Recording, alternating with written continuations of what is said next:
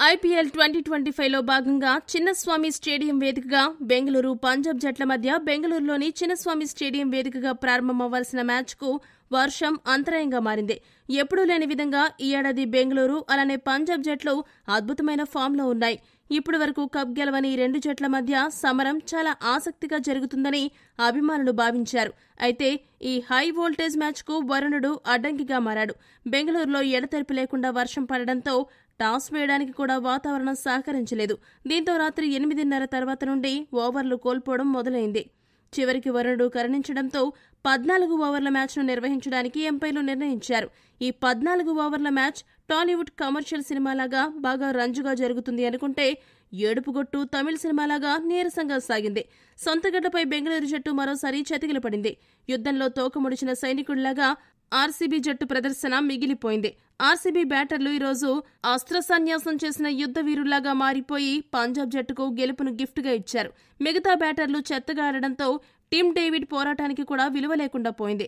పంజాబ్ జట్టు ఈ మ్యాచ్లో అన్ని విభాగాల్లోనూ కూడా అద్భుత ప్రదర్శన కనబరిచి అదరగొట్టింది. ఆరంభం నుండి కూడా సూపర్ పర్ఫార్మెన్స్తో ఆర్సీబీకి ఊపిరాడకుండా చేశారు. సొంతగడ్డపై ఆర్సీబీని మట్టి కరిపించడానికి పక్కా ప్రణాళికతో బరిలోకి దిగి చివరికి లక్ష్యాన్ని ఛేదించి 5 వికెట్ల తేడాతో అద్భుత విజయాన్ని అందుకున్నారు. ఈ మ్యాచ్లో ఆర్సీబీ చేసిన పొరపాట్లు కూడా ఆ జట్టును ముంచేశాయి. పడిక్కల్ను పక్కన పెట్టడం వల్ల బ్యాటింగ్ బలహీనంగా మారింది. ఆర్సీబీ బ్యాటర్లు క్రీజులో నిలబడి ఆడాలి అనే ఉద్దేశం లేకుండా బ్యాటింగ్ చేశారు. ఇవన్నీ ఒకెత్తైతే పంజాబ్ జట్టు ఒత్తిడిలో ఉన్నప్పుడు భువనేశ్వర్ లేదా యష్ దయాల్కు బౌలింగ్ ఇవ్వకుండా స్పిన్నర్ సుయాష్ శర్మకు బౌలింగ్ ఇవ్వడం అతిపెద్ద బ్లండర్. కీలక సమయంలో కెప్టెన్ పాటీదార్ చేసిన ఆ ఒక్క తప్పిదం కారణంగా బెంగళూరు జట్టు చేతిలో నుండి మ్యాచ్ పూర్తిగా చేజారిపోయింది. పాయింట్స్ టేబుల్ చూసుకుంటే ఈ మ్యాచ్ ముందు వరకు 8 పాయింట్లు ఉన్న బెంగళూరు జట్టు 3వ స్థానంలో, అదే 8 పాయింట్లు ఉన్న పంజాబ్ జట్టు 4వ స్థానంలో ఉండేవి. కాగా సొంత మైదానంలో బెంగళూరు జట్టు వరుసగా 3వ ఓటమిని మూటగట్టుకోవడంతో ఈరోజు టేబుల్లో టాప్ పొజిషన్కి చేరే సువర్ణ అవకాశాన్ని చేజార్చుకుని ప్రస్తుతం 3వ స్థానం నుండి 4వ స్థానానికి దిగజారిపోయింది. మరోవైపు వరుసగా పంజాబ్ జట్టు సంచలన విజయాలు సాధించి పాయింట్స్ టేబుల్లో 4వ స్థానం నుండి 3వ స్థానానికి దూసుకువచ్చింది. వర్షం బాగా పడడంతో పిచ్ ఎలా ఉంటుంది అనే విషయమై క్లారిటీ లేకపోవడంతో టాస్ గెలిచిన పంజాబ్ జట్టు మొదట బౌలింగ్ చేయాలని నిర్ణయించుకుంది. ఈ సీజన్లో ఇప్పటి వరకు సొంత గడ్డపై జరిగిన అన్ని మ్యాచ్ల్లో కూడా బెంగళూరు జట్టు ఓడిపోయింది. దీంతో ఈ మ్యాచ్లో బెంగళూరు జట్టు గర్జిస్తుందని అభిమానులు భావించారు. కానీ అందరి అంచనాలను తలకిందులు చేస్తూ సొంత గడ్డపై ఆర్సీబీ మరోసారి ఘోరమైన ప్రదర్శన చేసింది. పంజాబ్ బౌలర్లు నిప్పులు చెరిగే బంతులు విసరడంతో ఆర్సీబీ బ్యాటర్లు ఎక్కడా కూడా కనీసం ప్రతిఘటించలేకపోయారు. హర్షదీప్ సింగ్ దెబ్బకు ఓపెనర్లు ఫిలిప్ సాల్ట్ 4 పరుగులకు, కోహ్లీ 1 పరుగుకు పెవిలియన్కు పరిగెత్తారు.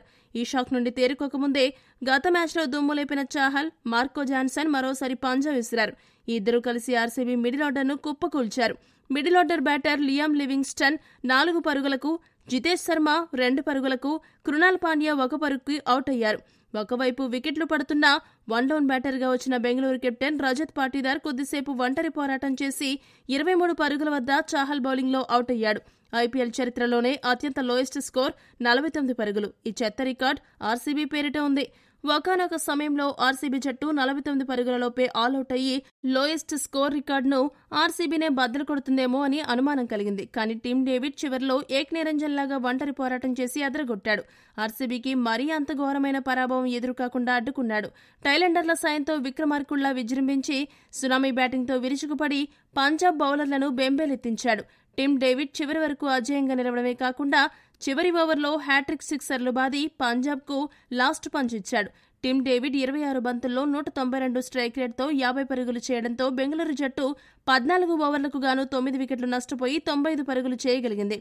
పంజాబ్ బౌలర్లలో బార్ట్లెట్ 1 వికెట్ పడగొట్టగా హర్షదీప్ సింగ్, మార్కో జాన్సన్, చాహల్, హర్ప్రీత్ బ్రార్ చెరొక 2 వికెట్లు దక్కించుకున్నారు. 96 పరుగుల విజయ లక్ష్యంతో బరిలోకి దిగిన పంజాబ్ జట్టుకు ఆ జట్టు ఓపెనర్లు దూకుడుగా ఆరంభాన్ని అందించే క్రమంలో వికెట్లు కోల్పోయారు.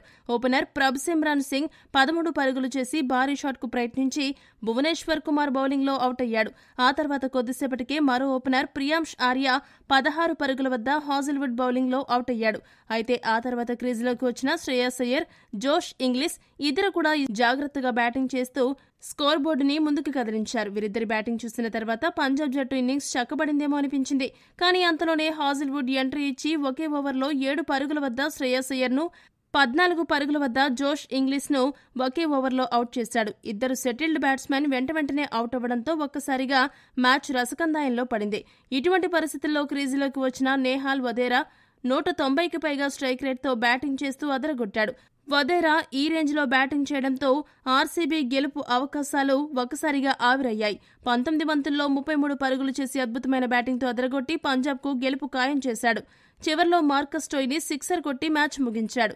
బెంగళూరు బౌలర్లలో హాజిల్వుడ్ 3 వికెట్లు పడగొట్టగా భువనేశ్వర్ కుమార్ 2 వికెట్లు దక్కించుకున్నాడు. ఈ వీడియో గనక మీకు నచ్చినట్టయితే లైక్, షేర్, కామెంట్ చేయండి. మరిన్ని స్పోర్ట్స్ అప్డేట్స్ కోసం మా ఛానల్ను సబ్స్క్రైబ్ చేసుకోండి.